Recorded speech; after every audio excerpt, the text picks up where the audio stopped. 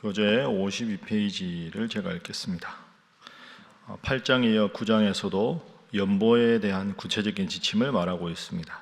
8장이 마게도냐 교인들의 연보를 소개한 것이라면 9장은 아가야 지역에 있는 고린도 교인들에게 예루살렘 교인들을 위하여 1년 전에 약속했던 연보를 마무리할 것을 독려하는 내용입니다. 이어서 바울은 연보를 구약 성서를 인용하며 농사의 원리에 빗대어 비유로 설명합니다. 바울은 구제가 하나님의 뜻이며 많은 연보를 드려도 가난해지지 않는다는 것을 말합니다. 바울은 연보 드리는 일이 고린도 교인들의 마땅한 봉사의 직무이며 가난한 교인들의 부족한 것을 채우는 일이라고 가르칩니다. 우리가 방금 교재에서 본 대로 어제 8장 말씀 그리고 오늘 9장 말씀은 연보, 흔히 헌금이라고 하는 헌금에 대한 내용입니다. 헌금에 대한 내용은 우리가 참 주제로 다루기가 쉽지 않지만 꼭 신앙생활을 위해서 알아두어야 하는 그런 중요한 내용입니다. 그래서 오늘은 헌금의 세 가지 원칙에 대해서 하나님 앞에 드리는 예물의 세 가지 원칙을 한번 잘 살펴보겠습니다. 여러분들도 앞으로 신앙생활 하실 때 이 세 가지 점을 꼭 기억하시기 바랍니다. 자, 제일 먼저 중요한 건 헌금의 세 번째 원칙, 첫 번째 세 가지 원칙. 첫 번째는 헌금은 미리 준비해야 한다 하는 겁니다. 미리 준비된 헌금. 이게 헌금의 첫 번째 성경적인 원리입니다. 자, 미리 준비한다 하는 말씀을 좀 살펴보겠습니다. 제가 1절, 2절을 한번 읽어보겠습니다. 성도를 섬기는 일에 대하여는 내가 너희에게 쓸 필요가 없나니 이는 내가 너희의 원함을 알미라. 내가 너희를 위하여 마게도냐인들에게 아가야에서는 1년 전부터 준비하였다는 것을 자랑하였는데 과연 너희의 열심이 펑 많은 사람들을 분발하게 하였느니라. 1년 전 이런 표현이 나오죠. 사실은 우리 전 세계에서 가장 먼저 세워진 교회가 예루살렘 교회입니다. 그 예루살렘 교회를 어머니 교회라고 합니다. 예루살렘 교회로부터 이제 이방의 안디옥 교회가 세워지고 또 에베소 교회, 고린도 교회, 데살로니가 교회 수많은 교회가 세워졌습니다. 그런데 그 어머니 교회, 처음에 다른 지역의 교회가 세워질 때 예루살렘 교회가 많이 기도도 하고 도와주었습니다. 그런데 이 고린도 후서가 쓰여지는 배경에서 이 어머니 교회였던 예루살렘 교회가 큰 어려움에 빠졌습니다. 예루살렘에 오랫동안 기근이 아주 심해지니까 이 경제적으로 성도들이 어려워졌고 또 로마 황제가 박해를 심하게 하니까 성도들이 박해를 두려워해서 성도들 숫자가 많이 줄었습니다. 여러분, 우리도 살림을 하거나 교회를 보면 재정이 그렇죠. 성도들의 숫자가 갑자기 줄거나 아니면 경제적으로 상황이 아주 어려워지면 헌금 액수가 줄어들고 그러다 보니까 교회가 해야 할 본질적인 사역에 타격을 받을 수밖에 없는 상황이 올 수 있습니다. 바로 예루살렘 교회가 처한 상황이 이런 상황이었습니다. 그런데 고린도 교회 성도들이 그 소식을 듣고는 1년 전에 이미 작정을 한 겁니다. 우리가 1년간 열심히 하나님 앞에 예루살렘 교회를 위해서 특별 헌금을 합시다. 그래서 1년 후에 예루살렘 교회, 우리 교회의 모태가 된 어머니 교회를 위해서 선교금 구제 헌금으로 보냅시다. 약속을 한 거죠. 그래서 이제 2절에 1년 전부터 준비하였다 하는 걸 듣고 참 잘했다 하고 칭찬하는 겁니다.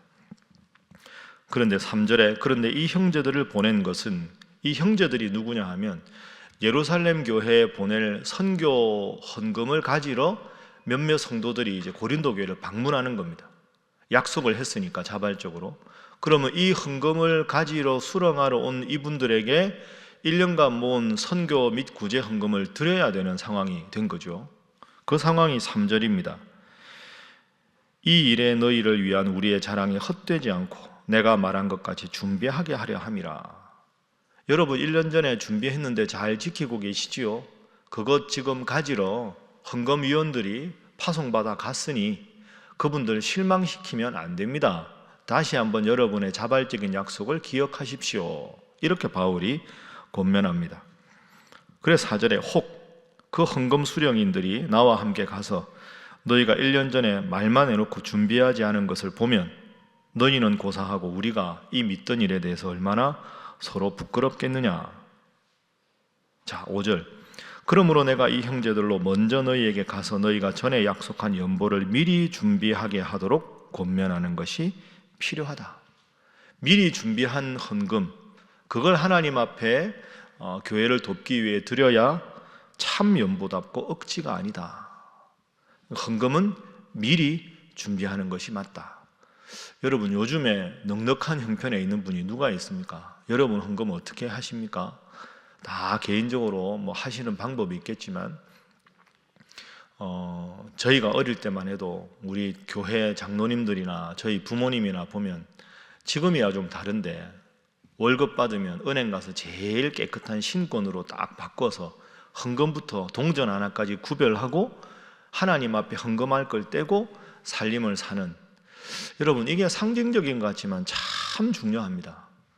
하나님이 뭐 새돈이라고 받으시고 헌돈이라도 안 받으시겠습니까? 하나님이 무슨 돈이 필요합니까? 헌금은 기본적으로 마음가짐입니다. 하나님께서 이 모든 것을 나에게 주셨으니 하나님의 것을 미리 구별해서 바치는 것, 그게 하나님을 사랑하는 성도들의 모습입니다. 자발적으로 하나님 앞에 작정한 예물을, 미리 떼어낸 예물을 하나님 앞에 기쁘게 드릴 수 있는 것, 이게 참 중요합니다. 가끔 교회에 있다 보면 그런 분들이 있습니다. 제가 여러분들에게 실명은 안 밝히지만 목사님, 제가 목사님께 따로 드릴 말씀이 있습니다. 교구 목사님 통해서 연락이 오는데 가보면 저분의 저 형편에 큰 액수를 들고 저한테 오시는 경우가 있습니다. 목사님, 제가 10년 전에 몇 년 전에 서원 기도를 했었습니다. 예를 들어서 제가 지금 거주하던 집이 이렇게 정리가 되면 그 중에 일부는 이렇게 하기로 이미 서원 기도한 내용이 있으니 그 헌금 가져왔으니 받아주십시오. 여러분, 그게 참 쉬운 일이 아닙니다. 막상 그렇게 그 당시에는 서원을 했더라도 큰 액수를 손에 쥐게 되면 그걸 바친다는 게 사실은 쉬운 일이 아니죠. 그렇게 하시는 분들 가끔 뵈면 목사인 저도 참 존경스럽습니다. 형편이 힘드신 분들인데, 연세가 드셔서 경제적인 활동도 어려우신 분들인데 과거에 하나님 앞에 자발적으로 기도하고 구별한 예물을 하나님 앞에 와서 바치는 것, 그래서 제가 늘 그렇게 기도합니다. 하나님, 이분들의 형편을 아시고 이분들의 하나님 사랑하는 마음을 아시니 이 예물을 기쁘게 받으시고 하나님 앞에 구하시는 것뿐 아니라 구하시지 않은 모든 것까지 후히 주시고 넘치게 허락해달라고 기도합니다. 여러분, 액수가 중요한 게 아닙니다. 미리 하나님 앞에 준비된 예물, 이것이 중요합니다. 왜? 예물이 있는 곳에 우리 마음이 있기 때문이죠. 할 것 다 하고 내가 하고 싶은 거 다 하고 시간 남아서 우리가 하나님 앞에 나오는 게 아니죠. 그게 새벽 기도가 중요한 겁니다. 첫 시간을 하나님 앞에 미리 떼서 하나님 앞에 기도하고 하루를 시작하는 이러한 영적인 우선순위를 여러분 헌금 생활에도 꼭 적용하셔서 하나님의 것을 먼저 구별할 수 있는 믿음의 성도 다 되시기를 주님 이름으로 부탁합니다. 두 번째 헌금의 원칙은 인색하거나 억지로 하지 않는 헌금입니다. 어제도 나온 말씀이죠. 인색하거나 억지로 하지 않는 헌금이 되어야 한다. 자, 우리 7절 말씀 보겠습니다. 자, 7절 함께 읽습니다. 시작. 각각 그 마음에 정한 대로 할 것이요 인색함으로나 억지로 하지 말지니 하나님은 즐겨내는 자를 사랑하시느니라. 아멘. 인색하거나 억지로 하나님 앞에 드려서는 안 된다. 하나님은 즐겨내는 자를 사랑하신다. 그러니까 하나님은 우리 마음을 보십니다. 인색하고 억지로 하는 것, 이거 바람직하지 않습니다. 하나님이 우리 마음을 보시는데 그 마음이 기쁘게 액수가 얼마가 되든지 간에 하나님 앞에 열심히 헌금하는 이것이 얼마나 좋은 겁니까? 헌금하면서 막 손이 부들부들 떨리거나 남들 의식해서 헌금하거나 그래서는 안 되겠죠. 헌금의 가장 기본적인 것은 내 모든 것이 하나님께로부터 왔으니 하나님께 그 일부라도 그것을 기억해서 돌려드립니다. 이게 헌금입니다. 여러분, 11조가 제일 신앙생활할 때 부담스럽다고 말씀하시는데 얼핏 생각해보면 11조가 감사한 겁니다. 하나님이 10의 5조를 바치라 그랬으면 여러분 어떻게 하시겠습니까? 19조 이런 게 있으면 어떡할까요? 11조는 제가 말씀드렸죠. 최대한이 아니라 최소한입니다. 여러분 10의 2조, 3조 많이 바치라는 뜻이 아니고요. 내가 이렇게 많이 벌었는데 이 중에 10분의 1이나 떼야 돼. 여러분 그건 즐겨하는 게 아니죠. 하나님이 나에게 생명도 주시고 건강도 주시고 가정도 주시고 일할 일터도 주셔서 다 하나님이 주셨으니 다 하나님께 돌려드리는 게 마땅한데 하나님은 아니다. 너 쓸 만큼 다 쓰고 상징적으로 10분의 1은 나에게 바치라. 그러니까 우리가 하나님 앞에 예물을 드릴 때마다 내가 하나님 앞에 많은 것을 돌려드린다가 아니라 하나님께서 내 모든 것을 허락하셨는데 나는 최소한 이거는 하나님 앞에 기쁘게 바치겠다. 그런 마음 태도가 필요한 거죠. 여러분 이 점을 꼭 기억해 보십시오. 헌금 많이 한다고 훌륭한 성도는 아닙니다. 그 직접적 상관관계는 없습니다. 헌금을 많이 하면 훌륭한 성도다. 그거 아닙니다. 아닐 수 있어요. 그런데 믿음이 좋은 성도는 하나님 앞에 즐겨 바칠 수밖에 없습니다. 이 점을 잘 생각하셔야 합니다. 그래서 우리 교회가 이번에 장로 선출하지만 주정헌금 몇 회 이상, 11조 몇 회 이상, 처음에 제가 이 원칙을 정했을 때 이런저런 말씀들을 많이 하셨습니다. 교회가 뭐 그렇게 돈이 중요하냐? 여러분 그건 오해입니다. 저는 11조의 횟수가 중요하지 11조의 금액이 중요하다고 한 번도 말씀드린 적이 없습니다. 내 모든 것이 하나님께로부터 왔는데 액수에 관계없이 하나님 앞에 기쁘게 예물을 바치고 하나님께서 내 모든 것을 주셨는데 그 중에 일부를 하나님 앞에 11조로 바칠 수 있는 정도의 하나님을 사랑하는 마음이 없다면 그건 그 성도에게 바르게 가르치는 것이 제가 위임 목사로서 해야 할 마땅한 일입니다. 교회 재정이 많아지는 것, 그건 목사하고 관계없습니다. 여러분 저보다 다 연배가 높으신 분들인데 솔직히 목사가 헌금 많이 하라고 한다고 여러분 헌금하시겠습니까? 하나님이 여러분에게 마음을 주셔야 헌금하는 것이고 어려워도 하나님이 은혜를 주셔야 재정이 채워지는 것이지 목사가 이래라 저래라 그게 아닙니다. 그럼 목사가 교회 주인입니까? 하나님의 교회 주인이지요. 그게 우리 교회 중직자의 기본적인 선출의 원칙 중에 하나입니다. 여러분 꼭 기억하십시오. 하나님께서 모든 것을 주셔서 하나님 앞에 돌려드리는 것이지 액수가 중요한 게 아니다. 작은 것에도 먼저 하나님께 구별할 줄 알고 인생의 크고 작은 일에 하나님 앞에 먼저 예물을 드릴 수 있고 감사할 수 있는 여러분 다 되시기를 주님 이름으로 축복합니다. 자, 그렇게 우리가 하나님 앞에 미리 그리고 기꺼이 하나님 앞에 예물을 드리면 하나님께서 주신 약속이 있습니다. 자, 8절 말씀 봅니다. 자, 8절 함께 읽습니다. 시작. 하나님이 능히 모든 은혜를 너희에게 넘치게 하시나니 이는 너희로 모든 일에 항상 모든 것이 넉넉하여 모든 착한 일을 넘치게 하려 하심이라. 아멘. 세 번째는 헌금의 유익입니다.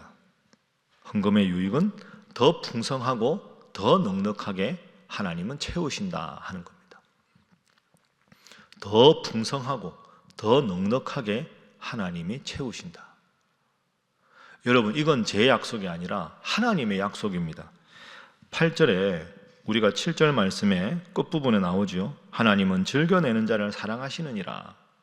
왜 그런가? 영적인 원리가 8절에 나옵니다. 하나님이 능히 모든 은혜를 너희에게 넘치게 하시나니 이는 너희로 모든 일에 모든 것이 넉넉하여 넘치게 하려 함이라. 그러니까 하나님이 우리에게 예물을 바치라 하는 이유는 예물을 바치는 건 우리가 하나님을 사랑한다는 뜻 아니겠습니까? 여러분 연애할 때 보면 봐도 또 보고 싶고 해줘도 또 해주고 싶고 그게 사랑하는 마음이죠. 어떻게 보면 헌금도 똑같습니다. 우리가 하나님을 사랑하면 이 일에도 하나님 앞에 기도하고 싶고 이 일에도 하나님 앞에 예물을 바치고 싶고 바쳐도 또 바치고 싶고 그게 하나님을 사랑하는 마음 아닐까요? 그런데 하나님이 약속을 하셨습니다. 그렇게 하나님 앞에 기쁘게 예물을 바치면 8절에 넘치게 한다, 넘치게 한다, 넉넉하다. 모든 일. 그러니까 하나님은 이게 우리에 대한 약속입니다. 너희가 나에게 예물을 드린다고 내가 오냐? 당연하지. 마땅하지. 그런 하나님이 아니라는 겁니다. 적은 걸 바치더라도 모든 일에 그것을 보시고 넉넉하고 넘치게 채워주신다. 10절 말씀 보십시오.